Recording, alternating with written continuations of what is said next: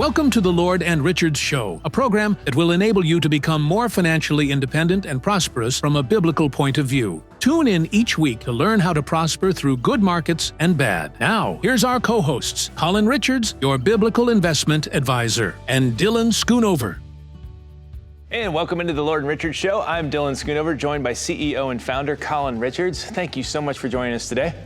My pleasure, Dylan. Great to be here with you. You were expecting my typical joke, and I didn't give you anything. I could tell you were bracing for it. Yes, I'm completely flat-footed, but thank you. You know, I was talking to my wife the other day about how we should know what our arrangements are for our estate, and she said, well, why do we care? It's not going to affect us. And I said, great, well, we talked about it. So there we go. That's the way I was looking at it. But that is not the plan we want, Dylan. I'm kidding. All jokes aside, legacy is important, estate planning is important, and the last thing you want to do is land yourself in probate. And so there's a lot of things that people have misunderstandings about. And if you've saved a good amount of money, you know, $500,000 or more, you definitely want to know what to do for your loved ones after you leave. And maybe you have very specific plans, and if you haven't, you know, made those known, it's going to be hard to sort that out after you're gone. And we don't always know when we're gone until we're gone. We don't. Generally, we don't, right? So, Colin, would you talk a little bit about, you know, just 101? Let's start very basic. What is an estate plan? What's it include? What's it not include? How do we start? How do we get one? Sure. I think the easiest thing is to start by defining the term estate. So we think of an estate as something upon death. But if you really think about it the way we use it in everyday language, you know, so-and-so is wealthy and they have a big estate. What are we talking about? Usually their property. Mansion. Right? Oh, we get to go through Graceland, right? The gates open and there's the beautiful mansion.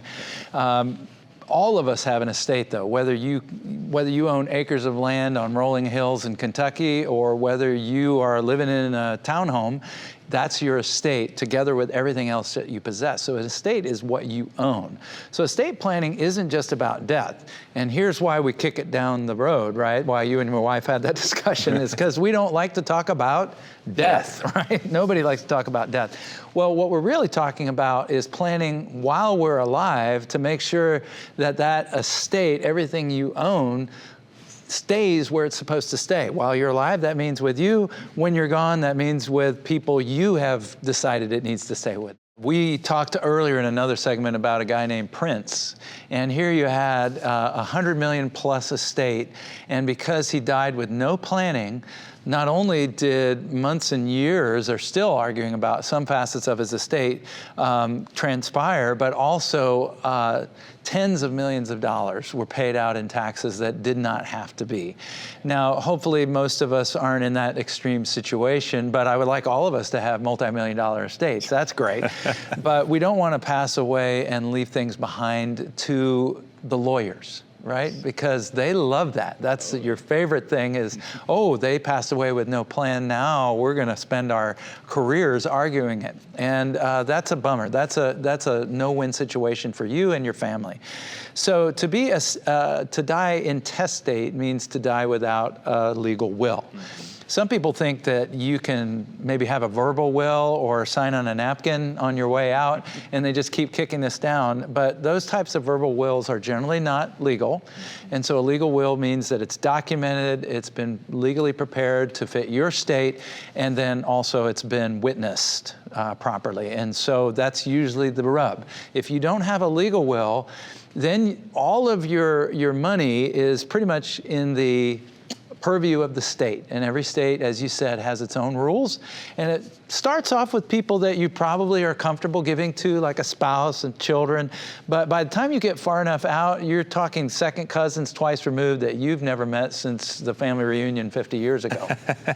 Yeah, or if you don't keep it in the bloodline, it could end up with an in-law that you weren't crazy about, right? Yeah, the outlaw, exactly. The outlaw, that's good. And there's a little bit of a misunderstanding, I think, sometimes that probate is a nasty word, but sometimes even if you have a will, doesn't mean you won't just be in probate if you don't have a trust as well. Is that right? That's right. So let me give you a definition of probate. It is death court. That does sound bad, right? We need to think of that because a lot of people will minimize it. Attorneys will minimize it. Oh, it's not a big deal. What happens is your assets first have to be determined, do you have a legal will? So that's part of the probate process. So assets that are only covered by a will are going into probate. You can't get around that. Now, there are other ways to get around probate, but having having a will isn't one of them. Right.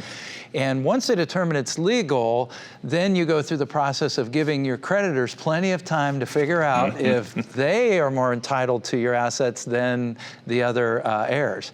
That takes months. Sometimes it can stretch into years. There are other documents that I call I love you documents that make life a whole lot easier on your heirs rather than stretching it out. And by the way, when you talk about probate, you're talking about giving up anywhere from 4 to 8% of the value of that portfolio and estate in the cost of that probate. Yeah, it seems like such a waste to work your whole life to, earn all of this, and then if you do die and you don't bounce your last check, to not be able to give any of it to the people you actually love because you didn't properly set your affairs in order. So that could be very difficult for people. Well, there's a great financial toilet bowl at the end of life, and it's swirling all your assets down. And if you don't, That's quite the visual. Hang with me. It's swirling all your assets down, and if you don't get ahead of this, everything goes to the government, to hospitals, nursing homes. That's where it's all going to go. And you've got to interrupt that process. You've got to take those assets out of that vehicle and get them into a vehicle where it can be with the people that you love and the causes that you love. Yeah, makes a lot of sense. And you mentioned Prince. It was over $40 million that went out of his estate to other places like the state and attorneys, which is just brutal. And I want to touch on the fact that I think people have a lot of confusion that, well, I've got a will, so that means I'm not going to probate. That does not mean you're not going to probate. And I think people don't understand that you really have to create a trust to get that established. And for our affluent earners and our affluent savers, a trust could be a very important tool, right?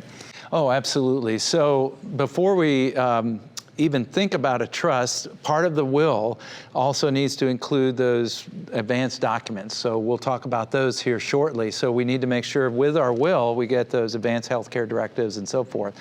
But when you're talking about just avoiding probate, a trust is a great tool to do that. A trust will allow you to specify in advance where those assets are going to go. Now, it's not going to keep you from getting taxed. People get a little confused.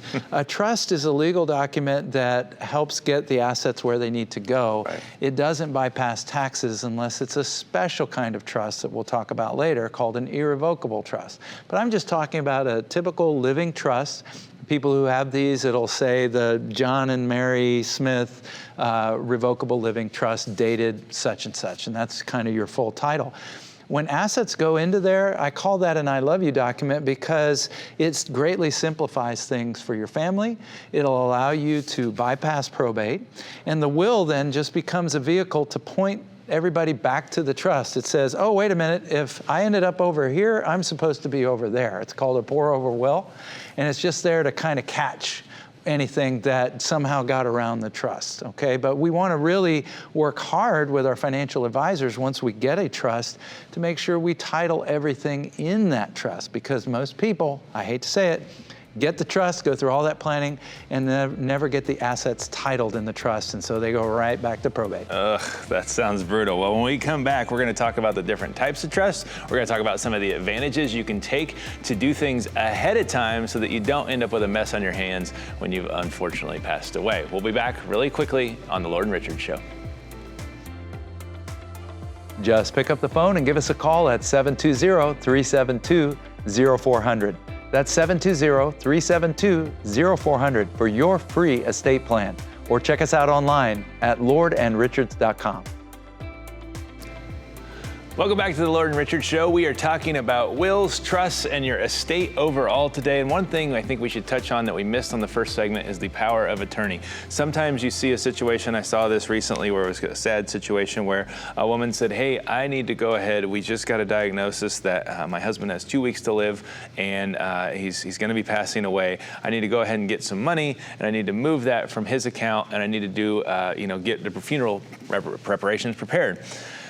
And you can't move money out of somebody's account that's only theirs, even if they're unable to speak or unable to do anything, if they haven't passed away and it's been given to you, right? That's right. So this is a challenging situation, Dylan. And, unfortunately, it's an all too common story where people who should be able to step in and help and have a level of control either over our assets or over our healthcare decisions aren't given that control simply because we neglected to get it taken care of. And these are easy documents. It can be handled quite easily, and typically a lawyer will take care of that when you get your will. So when you have your will, you include in that a document, first of all, for financial decision making, a power of attorney. And that power of attorney can be financial, it can be broad, it can be limited. You can have that discussion and decide, but whom you trust with these types of things, these types of financial decisions, needs to be carefully thought through in advance, because then you have decisions thrust upon typically family, and they're not equipped to do what they need to do for you. Yeah, that could be awful.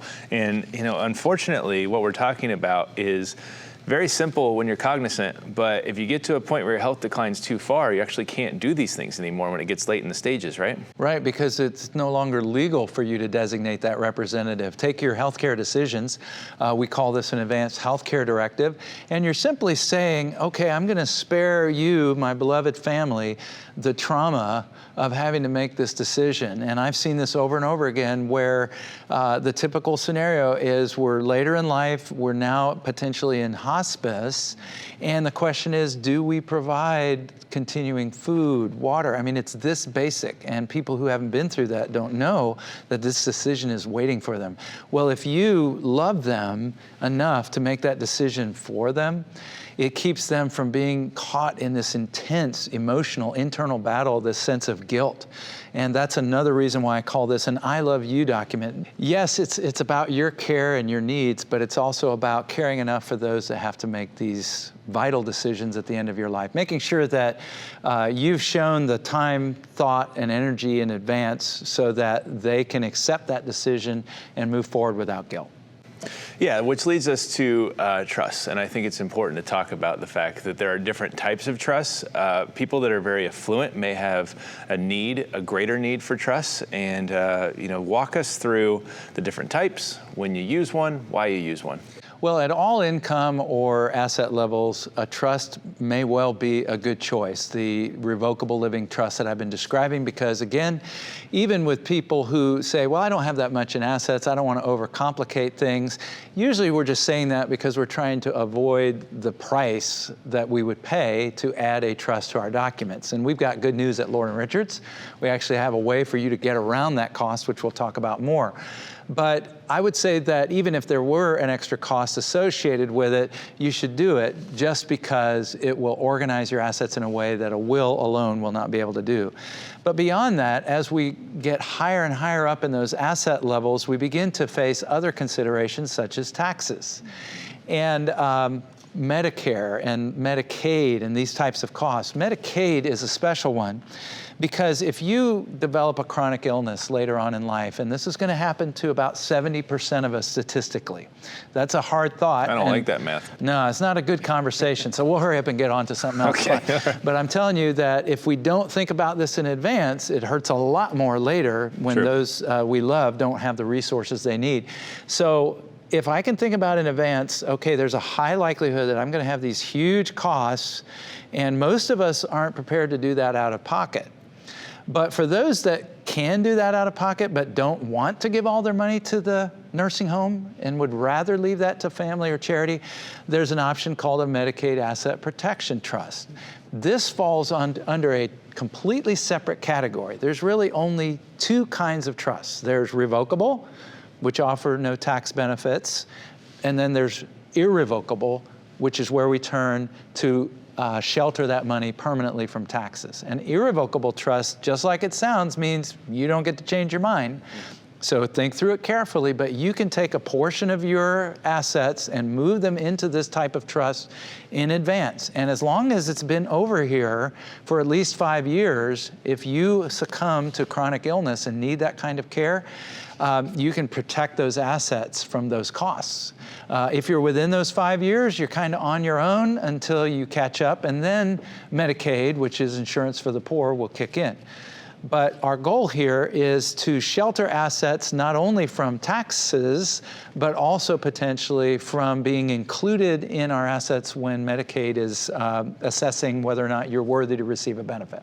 I see. Well, you've done it again. You've introduced something. I thought I knew a lot about a lot of things in the financial world, but you're bringing something to me I had never heard of there in that trust category, talking about Medicare and Medicaid. So I think a lot of people have a lot of interest in that because as you get to those age ranges up in your 60s, people start wondering, okay, what about these costs and how do I mitigate this and how do I do that? So the other thing that I think we should touch on before we go to break is how often do you see people coming in saying, oh yeah, I've got that. And then you look at it and it's actually not up to date. It's not even accurate. Might have an ex-wife on there. Like, oh yeah, well that unfortunately is the rule as opposed to the exception. So if your estate plan has not been updated any time within the last 18 months to 2 years, it needs continual updating. And again, our challenge here is like me, we're all cheap and we don't want to pay a lawyer over and over again. We think of that as that's a one and a done. But life changes. If we could count on life never changing, we never have a grandkid that ticks us off that we want to kick out of the will, or we never experience a relational breakup, or whatever the circumstances of life are, we never move states.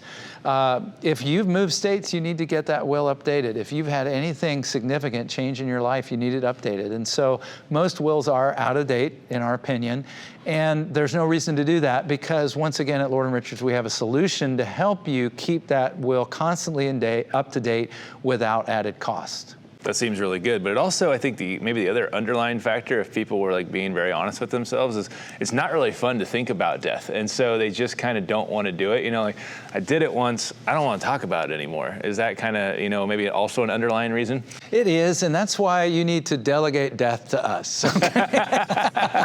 Lord Richards, your death strategist. But we can take that headache because we'll help you maintain those things and just say, hey, it's time to just look through this and so forth. We can take the lead in that conversation so that you rightfully are not walking around your whole retirement thinking about death. Yeah, makes a lot of sense. Well, we have good news. The first two segments were not the most fun to hear about, but the solution is coming back from the break. So please join us. We'll be back with you shortly. Just pick up the phone and give us a call at 720-372-0400. That's 720-372-0400 for your free estate plan. Or check us out online at lordandrichards.com. Welcome back to the Lord & Richards Show. We come bearing good news in the final segment today. We're excited to talk about this, Colin. We have a solution I think that you are offering for free to your clients to be able to render and protect them in a lot of different ways when we're talking about estates, wills, and powers of attorney. Let's hear it. Well, there's not a lot that's free in life, Dylan. Even air is no longer free. I saw cans of it for sale recently up in the mountains. And water, of course, we've been paying money. Of course, if you change Evian backwards, it's naive. So I think that kind of tells you about why we buy water. But anyway, this is actually free. And there aren't many things in life that are free. But Lord & Richards has invested in our clients. You know, as we serve thousands of people over the decades, we saw this barrier of costs for estate planning. People, I don't think I need to do it. And they used costs to kind of justify kicking that can endlessly down the road. And then, of course, on the backside, we're there helping the families when these things aren't in order. And so we decided to invest in this. And so we're offering free estate plans for all of our clients. That means you're working with Lord & Richards. What's the catch? The catch is you have to be our client. That's it. Yeah, and so we conduct workshops in our various areas in the states that we're in live. And when we talk about this, again, people are just always mentally kicking that can down. Well, let us take away one barrier.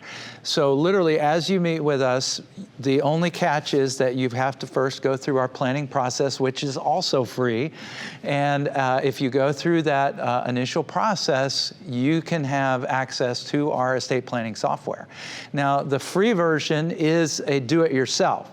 Now, when I told, for example, some of my family members about this that are a little older, like, oh, I'm a little nervous, right? So not everybody wants the free version, but it is legal in all 50 states. It allows us to do even advanced levels of estate planning, and it's a simple Q&A format. It simply asks you, are you married? Do you have property? These kinds of things. You just answer these questions and are guided along by an assistant that helps you through that process. But if you ever get stumped, you can actually take an exit door right and not only get assistance from the software developers themselves, but you can also then, if you choose, okay, I want to have additional assistance, you can have a reduced cost access to a live estate planning attorney. So it's kind of your choice. We have a lot of people that are very comfortable, the majority, with going through that process online and developing these legal documents. They're not just pieces of paper that are worthless. They are legal wills, trusts, advanced healthcare directives, powers of attorney, and so on. Yeah, that seems like a heck of a situation for people to be able to take advantage of power of attorney, wills, trusts, to be able to access that information for free is a big deal. And I think it shows that you're looking at things from a very holistic viewpoint as opposed to just saying, okay, let's manage your assets now and you guys figure out death later. Right. Literally, we want to do all the planning for our clients at no cost. So we provide not only the comprehensive estate plan, but we also provide you a comprehensive tax plan with the expertise we have on our team, an enrolled agent from the IRS, not this kind of agent, but an agent that can assist you in tax preparation or just tax planning. And here's a cool part. I talked in the previous segment, one of the triggering events for updating your will is changing states, right? We moved from, Denver or Georgia or Dallas, Texas, or wherever to another state. What implications does that have? We automatically update that plan when you move so that it now covers all the legal bases for that new state as well. That's really good. And they just have to go through the planning process. And this is picking up a phone, giving us a call, going to our website, and they can get it going? That's exactly it. That's how you get it going. Nice. And that's probably a big benefit because people think about, oh, well, there's this cost burden on the front end. They don't always see the cost burden on the back end, and not just for them. Like it's there's a situation where you talked about taxes earlier in an estate, and taxes come knocking whether you like it or not, but there's things you can do to mitigate the tax burdens for your heirs, which could be your children or your spouse, right? That's exactly right. So we've talked about trusts, and one way to get them get your assets shielded for the sake of, say, chronic illness or long-term care. But also, a lot of people will use an irrevocable trust to get assets out of their estate to avoid onerous death taxes. We've talked about death court. Why do I have to pay to die? It's just your right to be a citizen here in America. So we know that at certain asset levels, now I'm talking to people, when we say affluent, I've described that as people who've accumulated enough to live comfortably, right? Whatever your number is, that moves around. But now I'm talking about high net worth people, and these are people who may come under the burden of estate taxes. And these, both federal and state combined, can be in excess of 45 to 50% or more of your estate, together with all the other ordinary taxes that are paid just back to the IRS from your IRAs and 401k. So there are limits, though. Fortunately, our government has said an individual will not get hit with estate taxes if their estate's not worth more than $13.99 million in 2025. Okay. Or $27.98 million if you're a couple. Okay, you can share that. Do you die together? Yes, yeah, hand in hand, jump off the cliff. No, you can pass your exemption up to your surviving spouse. So the second person to die gets that 27.98.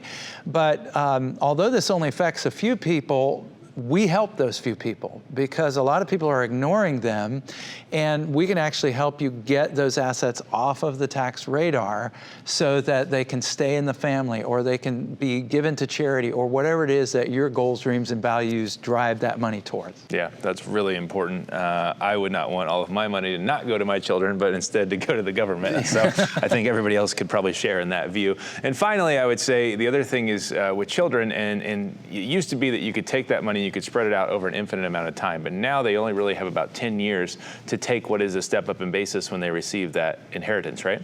Well, so we're talking about, on the one hand, we're talking about IRAs and 401ks. So once your child inherits what I call a tax time bomb, that means they've got now not a lifetime, but 10 years to distribute that. So if they're doing well, it doesn't matter. They're going to get bumped up in their tax bracket if you leave a sizable amount in that tax time bomb. So let's not leave them tax-deferred investments. Let's leave them tax-free investments. Yeah. But then we also have capital gains tax on things like our home and these types of things, or other assets that grew outside of an IRA or 401k. So as they grow and grow and grow, we do have a nice thing in our legal code and our tax code that you can receive what's called a step-up in basis, which means if you bought your home, like my parents bought a home for $35,000 in the 1970s, it's worth a lot more today, and you pass that on to an heir, the IRS looks at that as always having been that heirs. It's called a step-up in basis, so it was always $35,000. They didn't have to pay tax on that appreciation. Well, that's a win. So as long as that stays in place, we're in good shape. Yeah, fantastic. Well, love for you to take advantage of wealth.com, our solution that we have that's going to be able to give you an opportunity to have some free estate documents set up for you at Lord & Richards as you become a client of ours. Give us a call. We'll see you very soon next time on the Lord & Richards Show. Just pick up the phone and give us a call at 720-372-0400. That's 720-372-0400 for your free estate plan. Or check us out online at lordandrichards.com. Take the first step toward securing your financial future. Request an appointment today. Whether you're planning for retirement, managing your wealth, or optimizing your business finances, we're ready to help you achieve your goals. Visit us online at lordandrichards.com for your complimentary retirement freedom review. Investment advisory services offered through Lord & Richards Wealth Management, a registered investment advisor.